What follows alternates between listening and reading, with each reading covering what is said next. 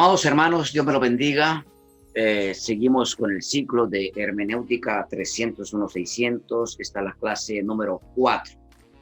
Yo quiero hablarte acerca de algo muy importante, que es la presencia de la iluminación o de la presencia del Espíritu Santo en las Sagradas Escrituras. Y quiero que entienda algo muy importante. Que hay un segundo principio que también tiene que ver con la naturaleza de la Biblia, es decir, con la inspiración. Es el principio de la interpretación de la Biblia juntamente con el Espíritu Santo. Hay un escritor que se llama Artola, ha llamado la atención con acierto sobre la conexión que existe entre la inspiración y la interpretación de la Escritura en el Espíritu. En el Espíritu.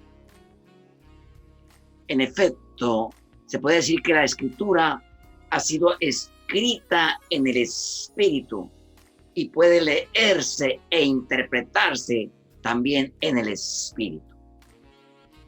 Bajo la misma acción del Espíritu de Dios que actuó en las etapas del Antiguo y Nuevo Testamento.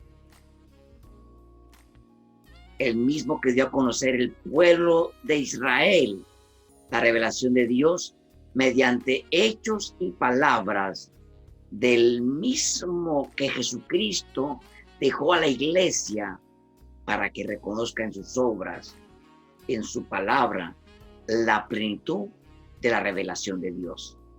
El mismo Espíritu que guió a la iglesia para reconocer en estos escritos la definitiva revelación de Dios y le condujo a someterse a ellos como normativos y canónicos que están establecidos en el canon hebreo. La consecuencia es que igualmente el mismo Espíritu que habita y vive en la iglesia, en tu vida, en mi vida, como la palabra interna a ella, es que sigue dándole a conocer la palabra externa, que es la Escritura, haciendo posible su interpretación auténtica, convirtiéndola en la palabra eficaz hoy y siempre. Quiero que entienda esto. Algo fundamental en nuestras vidas es que el Espíritu Santo esté en nosotros, para que ese mismo Espíritu que habló a los hombres y mujeres en el Antiguo Testamento y en el Nuevo Testamento, ese mismo Espíritu, esa misma palabra llegue a nosotros y ese mismo Espíritu y esa misma palabra se haga visible a través en las Escrituras. No sé si me estoy dando a entender.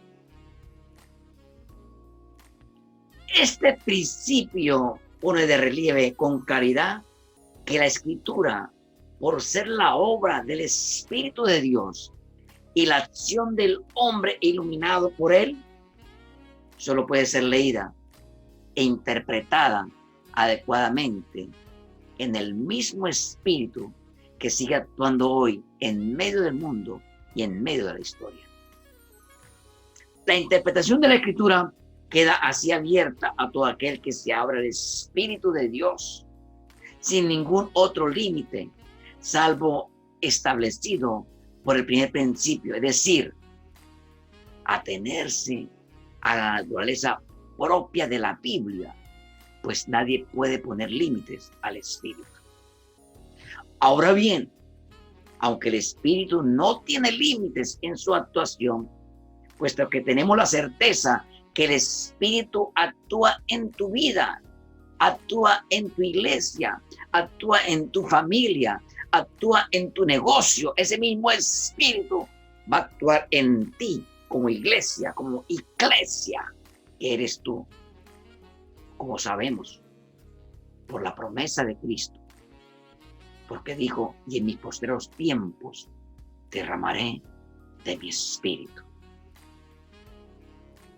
Solo la iglesia, tú, un hombre verdadero, una mujer verdadera, cristiana, la garantía de una verdadera lectura de la Biblia es en el Espíritu.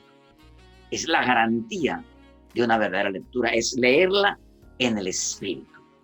Como he tratado de probar muchas veces, la lectura en el Espíritu es sobre todo la lectura que hacemos sobre la palabra de Dios que hemos titulado la Biblia. En el principio de la lectura de la Biblia, en el Espíritu debe ser concretado, pues podría interpretarse en el sentido de una lectura espiritual de la Biblia realizada individualmente al estilo de no pocas teorías hermenéuticas de una matriz ciertamente no protestante. Este principio significa dos cosas básicas. La primera, que no basta con los métodos científicos de exégesis bíblica para conocer verdaderamente el contenido de las Sagradas Escrituras. La Biblia es un libro de la naturaleza especial. No accederemos, tú no accederás a esa dimensión espiritual profunda. Y aquí utilizo la palabra espiritual sin referirme necesariamente al llamado sentido espiritual de la Biblia. Si no nos ponemos a la tesitura de poder acogerla espiritualmente y poderla interpretar. Si la Biblia ha sido escrita en el Espíritu, solo puede ser rectamente comprendida en el Espíritu, tal como he tratado de explicar muchas veces en otras de mis lecciones. La segunda es que, por supuesto, el Espíritu no está limitado a la iglesia, pero solo en ella tenemos la garantía de saber que se nos da en el Espíritu. Pero tú tienes la responsabilidad de poder leer, comprender e interpretar y enseñar una correcta hermenéutica a otras personas que quieran escuchar una revelación de una palabra concreta, cierta, transparente, 100% pura. Es en el Espíritu que tú puedes entender. Por ello, este principio general se explica en tres criterios de exégesis que ofrecen una perspectiva en la que encontramos algunas de las observaciones más interesantes de la hermenéutica y que brevemente te expondré, te enseñaré en esta clase. Esta es la clase número 4. Además, abre nuevas perspectivas para una integración de la dimensión actual de las Escrituras y nos ayuda a comprender mejor cuáles son las relaciones del exégeta con la tradición de la Iglesia y con muchas otras filosofías o teorías de las Escrituras. Quiero exponerte los criterios bien conocidos, subrayando su conexión con la apertura del Espíritu. El primero que quiero exponerte es el contenido y la unidad de la Escritura. Leer la Escritura en el Espíritu significa leerla en la perspectiva de un contenido global y de una unidad básica. Por supuesto, el contenido global de la Escritura exige que se estudie teniendo en cuenta la dimensión histórica desde el Génesis hasta el Apocalipsis y una dimensión dinámica en que han ido naciendo y se han ido desarrollando los textos. No basta con acumular sin más textos bíblicos para no poderlos comprender. Cuando tú entiendas un texto bíblico, céntrate en ese texto, interprétalo, compréndalo, coma esa palabra, llévela adentro y después a través del Espíritu, el mismo Espíritu, la palabra dice que el Espíritu da testimonio del mismo Espíritu y tú vas a entender ese texto. Por otra parte, la unidad de la Escritura, que tiene un punto de partida claro, tú puedas entender con todas sus variantes, mantiene una clara coherencia global a lo largo de la historia. Coherencia que se manifiesta hoy en día también en diversas tradiciones de las confesiones judías y cristianas que seguimos leyendo la Biblia. Se manifiesta de muy diversos modos. Uno de ellos, puesto que ampliamente por una línea de hermenéutica moderna, es la unidad del canon hebreo. En efecto, la integración de un texto o un libro completo en el determinado canon bíblico ilumina necesariamente toda su comprensión. En todo caso, se trata de una unidad que se percibe a la luz del Espíritu Santo, la cual nos ayuda a descubrir la única dimensión histórica, salvífica del contenido de las Escrituras. Siempre Dios ha querido mostrarnos algo: la salvación. Como he dicho en otras clases que hemos visto, la atención al contenido y la unidad de la Escritura lleva a cabo por medio de una justa posición de textos, ni eliminando las diferencias entre el Antiguo y el Nuevo Testamento, o entre varios libros o textos concretos, sino tratando de descubrir cómo esos libros y textos expresan dinámicamente distintas etapas y perspectivas de la única historia de la salvación. Y por tanto, todos ellos están orientados hacia una plenitud, su plenitud. La palabra lleva como una concordancia donde nos habla de las maravillas del Señor y de algo muy importante sobre Cristo y su evangelio. Vale la pena entender que en el Antiguo Testamento, cuando se hablaba acerca del tabernáculo, cuando se hace un estudio, un escáner, o se hace en toda la simbología de todos los elementos del tabernáculo, santificando a Cristo y su evangelio. En consecuencia, se exige una consideración global y dinámica del conjunto. Es un conjunto literario e histórico en que sitúa cada texto, así como una apertura al espíritu en cuyo ámbito los textos fueron escritos.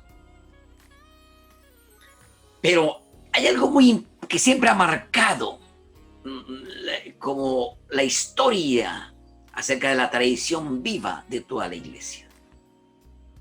Esta perspectiva se integra también en el criterio de la lectura de la Biblia desde la tradición viva, que no es otra cosa sino la presencia viva del Espíritu Santo a través de toda la historia de la iglesia. El Espíritu que va haciendo a la iglesia releer constantemente la Escritura en cada nueva circunstancia de la vida de la iglesia. 2021 fue un tiempo donde ha marcado mucho a la iglesia en este tiempo.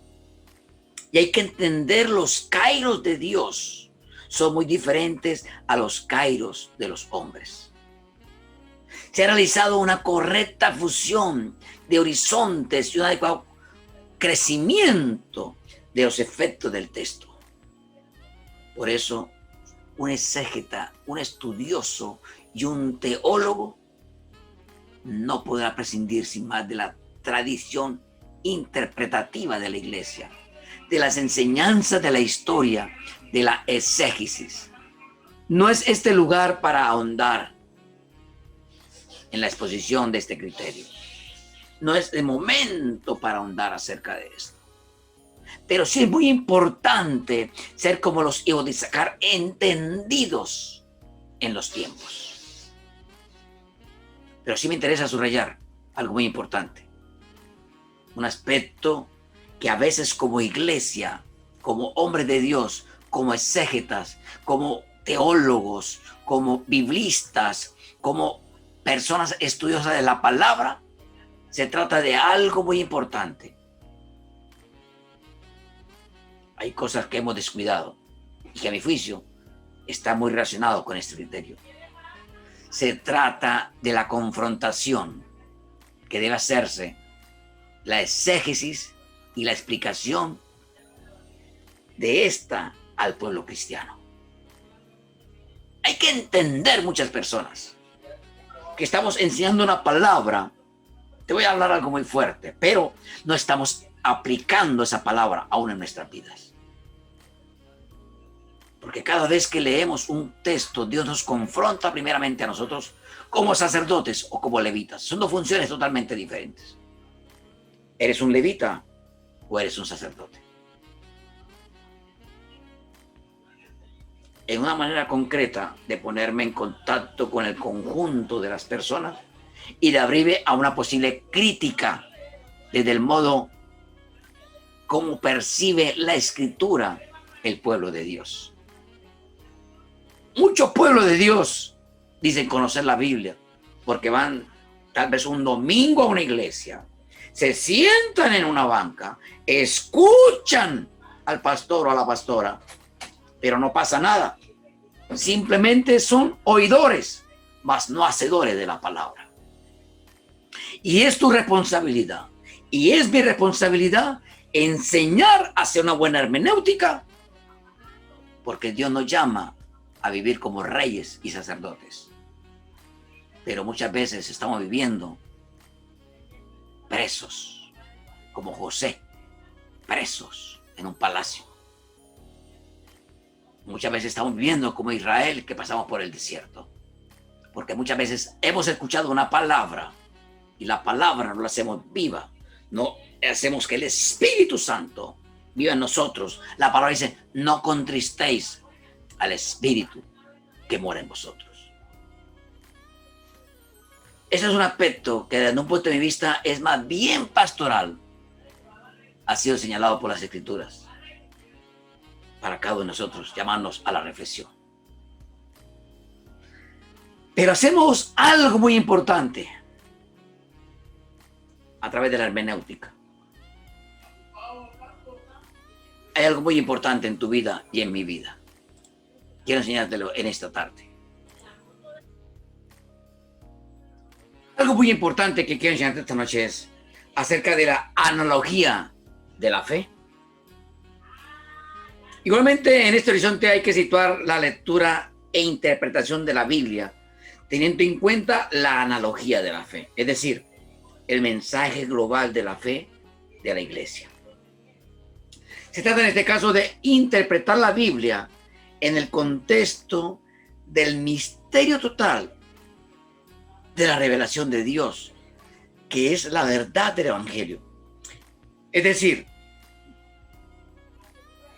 el misterio revelado en Cristo, el mismo que nos transmitió la fe, el mismo que la iglesia de cada tiempo asimila y profundiza bajo la luz del Espíritu a lo largo de la historia.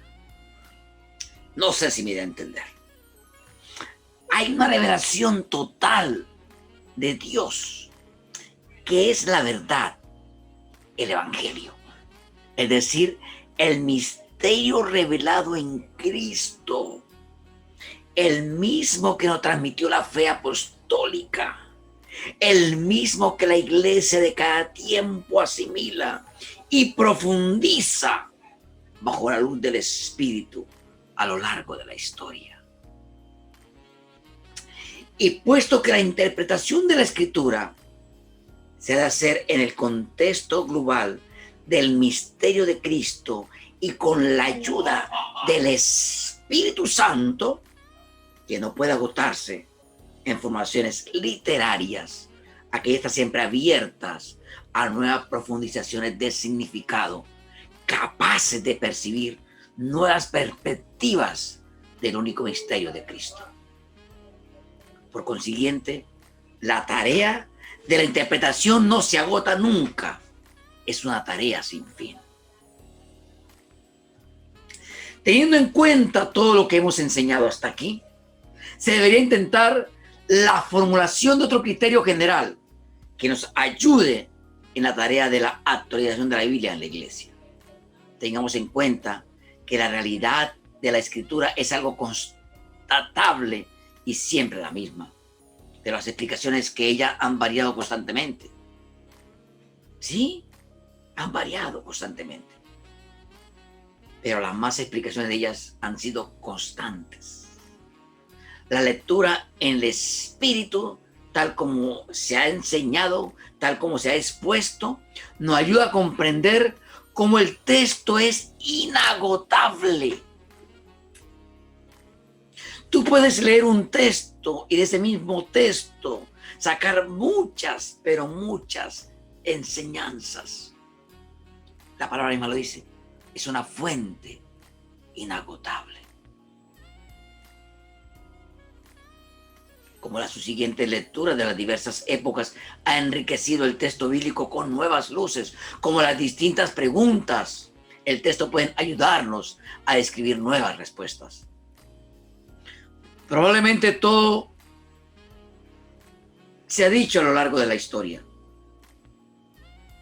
sobre la actualización del Antiguo Testamento, todas las teorías sobre los sentidos de la Biblia, tanto las antiguas acerca del sentido espiritual, de los 4 sentidos, como las modernas sobre el sentido típico y el sentido pleno. Puede unificarse en este tipo de lectura en el espíritu, que en parte se encuentra en configuración de tipo filosófico hermenéutico en las teorías del lector texto y la polisemia y autonomía del texto. Es decir, en esta tarea de investigar, de leer, de ahondar, de profundizar, permaneciendo siempre fieles en la base literal de la Escritura. Queda aquí simplemente apuntado como una de las tareas que tiene que la hermenéutica, si quiere dar respuesta adecuada a los esfuerzos notables que se han hecho a lo largo de tantos siglos con las diversas teorías sobre los sentidos bíblicos. En este punto, como ya he señalado, las aportaciones del documento de la comisión son interesantes, pero no logran una explicación sintética, es decir, una teoría hermenéutica que englobe cuánto en la iglesia se ha elaborado sobre el sentido espiritual típico y pleno de las Escrituras. A partir de los datos expuestos, llega el momento de presentar un modelo de relación entre los biblistas, los estudiosos de la Biblia, el teólogo, el filólogo, el filósofo, que nos ayude a situar la perspectiva y el trabajo de cada uno de ellos en el campo de la teología. Los principios en que se basa este modelo son los ya formulados en el principio de la naturaleza divino-humano de la Escritura, el de la lectura de la Escritura en el Espíritu. Ambos principios han de ser aceptados por los biblistas, por los teólogos, por los estudiantes de la Biblia. Sus consecuencias se establecen ahora en forma de orientaciones y criterios. A partir de ellos podemos enseñar un modelo para los biblistas, para los teólogos, para los estudiantes de la palabra. Primero, los criterios. Los biblistas, es decir, los estudiantes y los teólogos, han de ser conscientes de la precomprensión necesaria para entender los textos bíblicos, aceptación de la doble naturaleza de la Escritura. En el primer criterio, válido tanto para el exégeta como para el teólogo. Esto supone que el exégeta es teólogo siempre, incluso cuando se limita a aplicar estrictamente los métodos históricos y críticos. La razón es que no puede prescindir de su precomprensión de la Biblia, que le viene dada por su propia naturaleza, pensar que el exégeta pueda prescindir de ella misma, pues sería ilusorio, como ya lo hemos indicado. En este caso, hacerlo utilizará la otra precomprensión, consciente o inconsciente. Además, por ser teólogo, la tarea del exégeta no puede terminar, salvo casos de trabajos parciales en forma parte de una obra continua. en una pura explicación del texto. El biblista no es solo exégeta, es decir, sino también hermeneuta, es decir, actualizador. Biblista es un explicador, pero también es hermeneuta, una que actualiza. Un biblista que se quiera solo exégeta, que se crea o se quiera, por más que suponga que su trabajo es ideológicamente neutro, está cayendo en el error de separar historia y fe, lo cual conduce a una inevitable actitud ideológica inmanentista y una comprensión no correcta de la escritura. Por otra parte, este principio exige por parte del teólogo un conocimiento suficiente de la Biblia, la capacidad al menos para leer el texto con un espíritu crítico, para conocer las grandes corrientes exégetas y sobre todo el conocimiento de las grandes obras exégéticas. El teólogo también puede pecar de ingenuo a la hora de acercarse al texto bíblico, supiendo que él lo sabe todo y que es claro y que los trabajos exegéticos son algo ininteligible y poco fiables, de que el último término es menos de prescindir. Dicho de otra manera, si el exégeta es necesariamente teólogo por la imprescindible precomprensión con que debe abordar el estudio de la Biblia. El teólogo no puede prescindir de ser exégeta a la hora de acercarse a los textos bíblicos, que son elemento básico de cualquier reflexión teológica. Si tenemos en cuenta esto, podemos entender de un modo la tarea del exégeta con relación al teólogo. No es simplemente un proveedor de materiales para reflexión teológica, sino que también el teólogo proveerá de materiales al exégeta para clarificar su precomprensión teológica. Hasta bien enterado, el medievo, ser biblista y ser teólogo en una misma tarea, la teología se hacía a partir de la reflexión sobre la escritura. Esta tradición, que proviene de la misma época patrística, ha sido continuada en muchos casos en el ámbito de la teología protestante. Hoy la especialización exegética requiere dividir el trabajo, pero esta división metodológica no supone que sean tareas diferentes, realizadas en marcos hermenéuticos distintos. Lograr esta conciencia de que se realiza la misma tarea, aunque en forma diferente y en estadios distintos, nos ayudará a reconstruir el modelo hermenéutico patrístico, sin perder un ápice de la especialización afortunadamente lograda. El biblista, o los estudiantes y los teólogos necesitan el imprescindible trabajo histórico crítico, pues esto equivale a tomar en serio la naturaleza humana de la escritura. Es una primera parte que quiero que tú entiendas. Es muy importante que tú lo entiendas. Es algo de un criterio interior, una puntualización necesaria, porque es el fundamento de cualquier estudio crítico de la Biblia, y al mismo tiempo la salvaguarda contra cualquier tentación de una mala interpretación fundamentalista de las Escrituras. Si uno abandona el primer criterio, podría conducir a una especie de nestotalitarismo bíblico, hablando en el lenguaje de las herejías cristológicas. Un olvido de este llevaría a sí mismo a una especie de monosimismo bíblico, monofisismo bíblico, igualmente rechazable. Desde el punto de las relaciones entre el exégeta y el teólogo, este criterio nos advierte de que el teólogo no puede prescindir en su elaboración teológica de los resultados razonables e incluso de las hipótesis, siempre que se tomen como tales, de la exégesis crítica. Por su parte, es función del exégeta ejercitar una crítica constante sobre los fundamentos bíblicos en que se apoya el teólogo sistemático, colaborando a una comprensión más exacta de los textos. Asimismo, es tarea del exégeta la formulación de un lenguaje contemporáneo de las conclusiones a que ha llegado en su trabajo y la colaboración con el teólogo sistemático para trasladar un lenguaje teológico actual con lo que la Biblia expresa un lenguaje propio de la época y cultura en que cada texto fue escrito. Podríamos entender algo muy importante.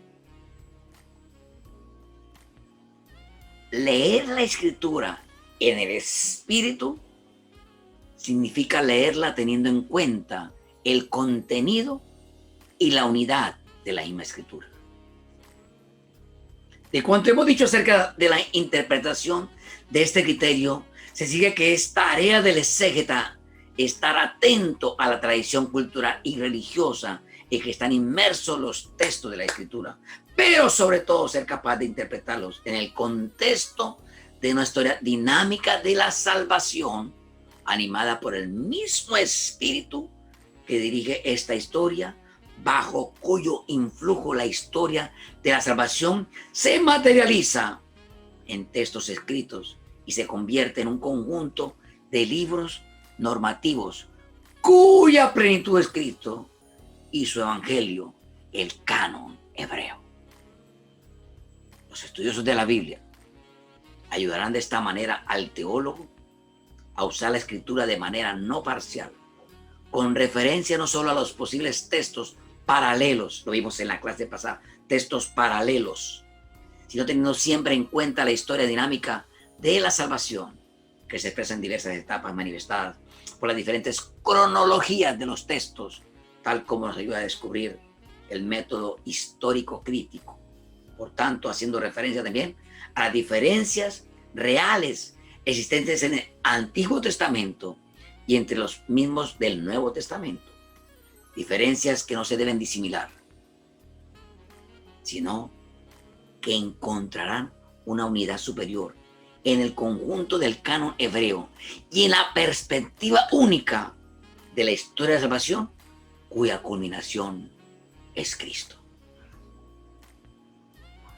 Leer la escritura en el espíritu significa también tener en cuenta la tradición viva de toda la iglesia. ¿Qué quiere decir esto? La tarea del teólogo, en el último término, no es otra cosa que esta relectura. No solamente la leas. No estoy diciendo que leas la Biblia. No solamente la leas. Haga una relectura. Lee el texto varias veces antes de hacer una buena hermenéutica. Léelo a la luz de la tradición de la iglesia, de todo lo que ha pasado en el contexto de la historia de la iglesia, para responder a los interrogantes de los hombres de este tiempo. El resultado es siempre provisional. De esta lectura e interpretación constante del texto acontece cuando el curso de estas relecturas formulamos al texto las preguntas que la realidad contemporánea nos plantea. El teólogo, o tú tienes la obligación, amigo y hermano que me escuchas, aquí la misión de plantear nuevas cuestiones al oyente y que intentará respondérselas. Aunque no siempre y en cada momento sea posible hacerlo, desde una nueva relectura bíblica hecha en las perspectivas que el teólogo haya propuesto y que este mismo continuará. La Biblia en el espíritu significa asimismo tener en cuenta nuestra fe.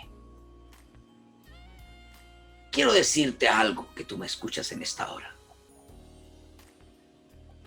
Hay mucho que quiero enseñarte, pero la propuesta, las palabras, la Biblia, todo lo que te acabo de presentar, Todo lo que te acabo de decir hasta esta cuarta clase requiere todavía más precisiones y más trabajo. Tiene sin duda consecuencias a la hora de enfocar problemas importantes en la teología. En este punto bastará para mostrarlo, presentar brevemente algunas orientaciones teológicas que se perciben en la actualidad y que no parecen de todo correctas, precisamente a causa del modelo hermenéutico que subyace en ellas. A modo de ejemplo histórico ideológicos de la vida. Personalidad de Jesús. Sobre reconstrucciones eclesiológicas a partir solo de las Escrituras. Sobre las teologías a partir de la Iglesia. Y sobre los integrismos y fundamentalismos que vuelven a reaparecer en nuestra actualidad. Lo que sigue no es, ni puede ser la presentación detallada de estas propuestas teológicas, sino solo un apunte que permita una primera valoración a partir del modelo hermenéutico propuesto de ciertas iniciativas actuales que ahora solo indico de manera esquemática. Algunas reconstrucciones históricos ideológicas de la figura de Cristo. Cada vez que vayas a exponer una palabra, siempre llévelo a los pies de Cristo. Pero esto requiere de mucho trabajo y requiere de un intenso estudio de las palabras de Dios, de estas fuentes. Pero tiene dos grandes defectos.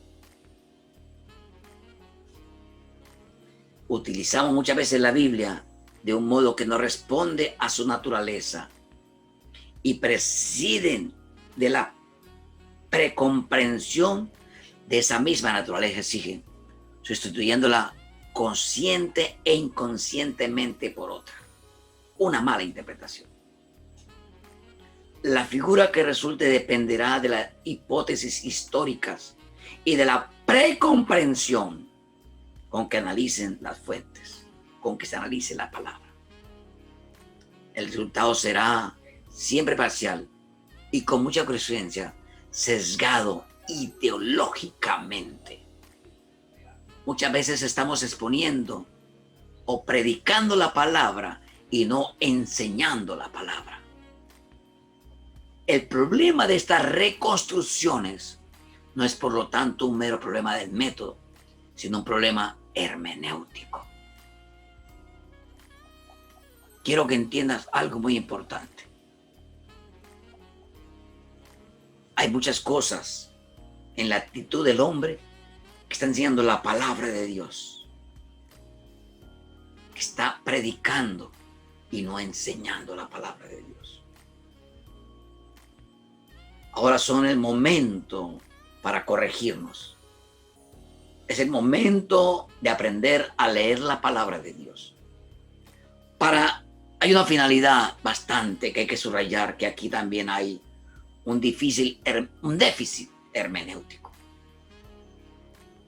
Se renuncia a la naturaleza humana de la Biblia, al esfuerzo de la exégesis histórico-crítica, basándome en la concepción de la inspiración bíblica centrada en la letra de ella y garantizadora de un tipo de inherencia en matices. Pero además se renuncia a la comunidad, a estudiar la palabra muchas veces en comunidad, que es la verdadera destinataria de las Escrituras. Hay que volver nuevamente a esas raíces. Es bueno buscar, cuando esté leyendo la palabra, entre 2 y 3, cómo la estamos interpretando, cómo la estamos comprendiendo, la precomprensión de esa misma palabra, cómo está haciendo nuestra exégesis con esa palabra, cómo estamos haciendo esa hermenéutica con esa palabra y cómo vamos a hacer una buena homilética para que la gente pueda entender la palabra.